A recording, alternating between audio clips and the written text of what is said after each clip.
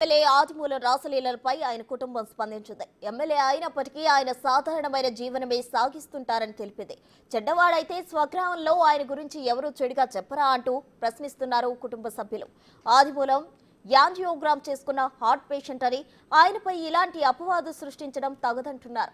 రాజకీయ కుట్ర జరిగిందనే అనుమానాలు వ్యక్తం చేస్తున్నారు ఆయన కుటుంబ సభ్యులు.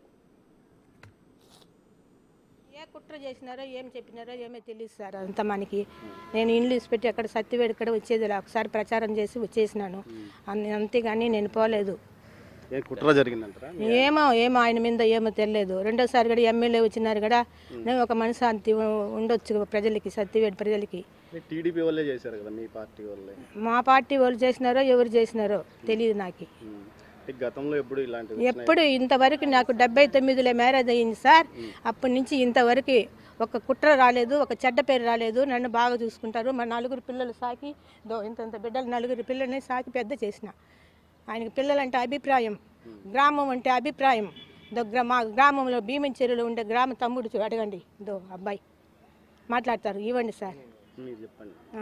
మనం చెడ్డ ఆయన అంటే గ్రామంలో చెప్పరా సార్? నువ్వు మంచిది నేను మంచిది, నువ్వు చెడ్డదంటే చెప్పరా? మనం మీ గ్రామంలో మీ సొంత ఊర్లు చెప్పరా? మా సొంత ఊర్లో కూడా విచారించండి. 5 పైసలు తీసుకోరు ఆయన. ఒకరి కాడ వదిలేసి వస్తాడు కానీ మా డబ్బులు మా లంచం తీసే మనిషి కూడా కాదు. మేము ఎందుకు సార్ ఇంకా ఈ స్థాయిలోనే ఉండాము? ఈ స్థాయిలోనే ఎమ్మెల్యే వచ్చినా కూడా ఈ స్థాయిలోనే ఉండాము.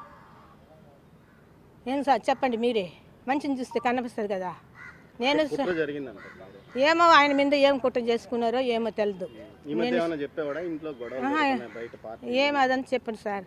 ఆయన మార్నింగ్ 9 గంటలకు వెళితే నైట్ 8-9 గంటకి ఇండ్లు చేరతారు. అది సత్యవేడు ఎక్కడ ఊర్లకి అంత ప్రచారానికి గ్రామానికి వెళ్ళొద్దు సార్. ఎమ్మెల్యే వచ్చేసి ఆమె నేను అసలు మాకు తెలియదు సార్. ఒక ఎమ్మెల్యే నిలబడినాక ఆయన ఇంట్లో ఉండేది 9 వెళితే నైట్ 9 గంటల ఇండ్లు చేరతారు. ఇంకా మనం గ్రామం విలేజ్ అంతా చూడొద్దా?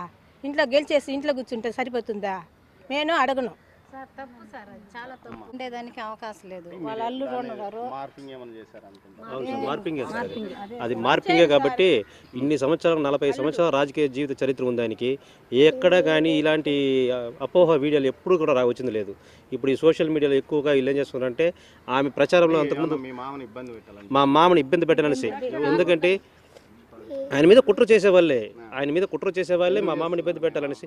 ఎందుకంటే ఆయన చంద్రబాబు నాయుడు దగ్గర మంచి చొలవ ఉంది, ఆయనకి సార్ దగ్గర మంచి పేరు ఉంది, వైఎస్ఆర్ కాంగ్రెస్ పార్టీలో ఉన్నప్పుడు కూడా మంచి పేరు ఉంది ఆయనకి. ఇంకా ఎలా ఈయన డబ్బుకు లొంగడు, వేరే వాళ్ళ మీద దాడి చేయాలన్నా లొంగడు ఈయన అనేసి కక్షపూరితంగానే వీళ్ళు మహిళా మూలంగా పాపం ఆయన్ని ఇబ్బంది పెడుతున్నారు. ఆయన ఒక యాంజియోగ్రామ్స్ చేసుకున్న హార్ట్ పేషెంట్ అండి. ఆయన 3 నెలలకు ముందు నువ్వు ఇలా ఎట్టుండవో మాకైతే తెలీదు.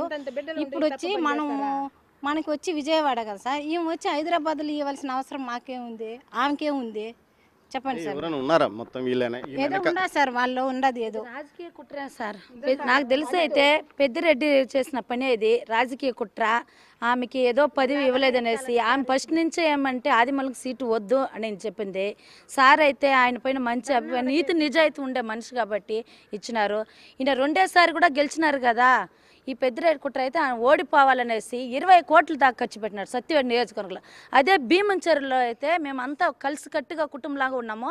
మా ఊర్లోనే డబ్బులు పంచి మద్యం పంచి చిచ్చు పెట్టినారు. ఎవరు? పెద్దిరెడ్డి. ఈయన దేనికి ఈయన గెలుపొందినాడే, ఇంత ఖర్చు పెట్టినాడు, ఈయన గెలుపొందినాడేసి ఇలా కుట్ర చేసినారు సార్. ఇదొక చెప్పాలంటే రాజకీయ కుట్రనే.